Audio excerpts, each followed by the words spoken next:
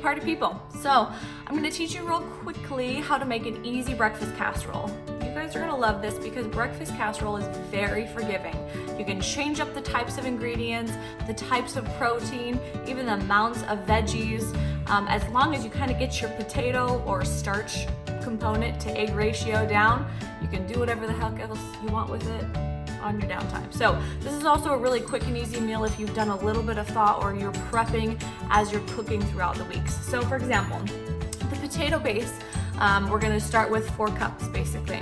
And that can be shredded potatoes that are homemade. So often when we do a vegetarian meal every week or so, well, every week, several times a week. I don't know why I said every week.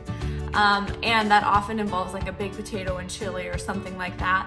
And so I'll just double the amount of potatoes that I need. And once those are cooled off, one of my kids gets to take the potato in the grater and make some homemade hash browns. We freeze it or store it in the fridge in 4-cup portions. Easy peasy. I didn't have any of those prepared today, of course, because that would be too easy. So I made some diced potatoes that I already had on hand. So we're gonna saute these up here in a second, 4 cups, right? Then when we talk about your protein, about a pound is reasonable. If you're vegetarian, you can use pressed tofu, especially sprinkle a little nutritional yeast on that to get kind of a cheesy factor going, which is a good added anytime as long as you've not got yeasty problems.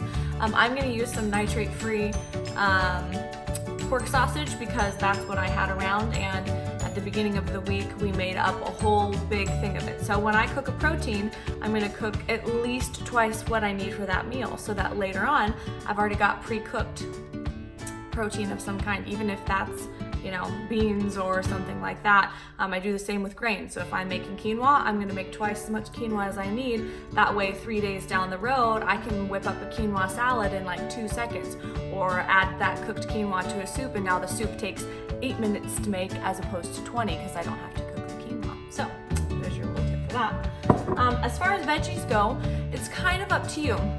The recipe I usually recommend calls for 2 cups-ish of veggies. So like a red pepper and green pepper, or a red pepper and mushrooms, or I say red pepper because it's really good with red pepper. But I have people that add spinach or diced chilies or zucchini. The options are endless. So if you can think, I can put this in a frittata or an omelet, you can put it in your veggie bake, because we're gonna saute everything at the beginning to make sure it's nice and cooked. So this time around, I've got red pepper, I know you're shocked, and I've got mushrooms. Now, here's the deal.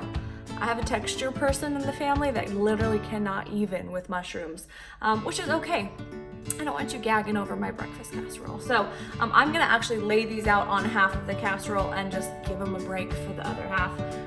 But I'm also gonna add some diced green chilies and some random stuff that I've got, you know, laying around. So the other thing we're gonna do is add eggs. I've got 10 eggs that I'm gonna whisk and add on top of this kind of little scramble that we're gonna make here in a second. The thing about eggs is that if you're able to get local eggs that are farm fresh, right? It's a little distracting. It's gonna make a big impact.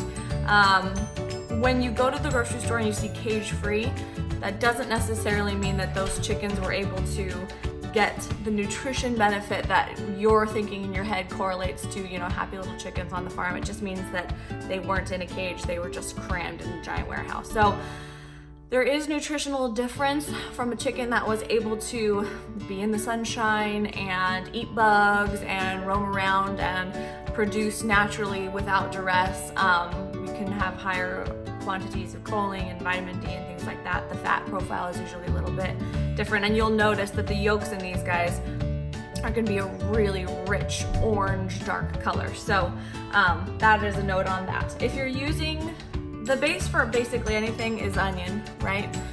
If you're using red onion, you're gonna do a half an onion. If you're using yellow or sweet, you can use a whole, no problem. But we're trying to get our colors in here, so change it up, see what you like. We're gonna use a half a cup of non-dairy milk. I like coconut because it's creamy and I like that creamy factor. And then some salt and pepper. You can get fancy. I'll allow it. If you wanna add some garlic, like salt in there, or some garlic powder or some paprika, you go crazy. Knock yourself out. Let me know what you tried. Can't wait to hear. This recipe is easily doubled and put in a large pan or 1.5 times. You can add, what did I was gonna say? Oh, a great variation is if you're not dairy free, you can add 2 more cups of potatoes and 1 cup of cottage cheese. And that's gonna increase the protein, but it's also going to add a more creamy flavor. You can add cheese. I won't judge you if you do. Mine's not gonna have cheese on it, but so that's basically it for ingredients. And then we're just going to, if you hadn't already pre-cooked your protein, you're gonna cook your protein first and then set it to the side.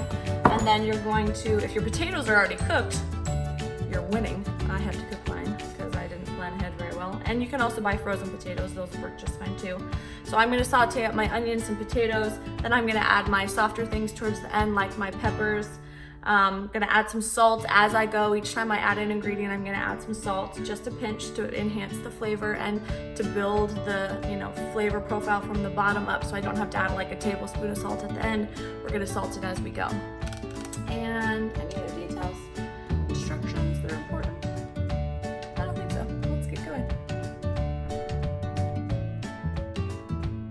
So I've got my grass-fed butter here. You want something that you can cook on high heat. So that's not going to be olive oil. You could get away with coconut oil, but I'm using butter. Avocado oil would be your next best bet. I'm going to let these just simmer and do their thing until simmer. That's not the right word. Saute until the onions are cooked and the potatoes are just soft enough that they're not going to be crunchy after I bake them. And then we're going to add this guy and maybe some of that and these and mix it all up. And then throw it in the pan, pour some eggs over it. And I'm actually gonna stick mine in the fridge and then have one of my kids put it in the oven when they get home from school so that we have hot casserole ready for dinner when I get off the phone.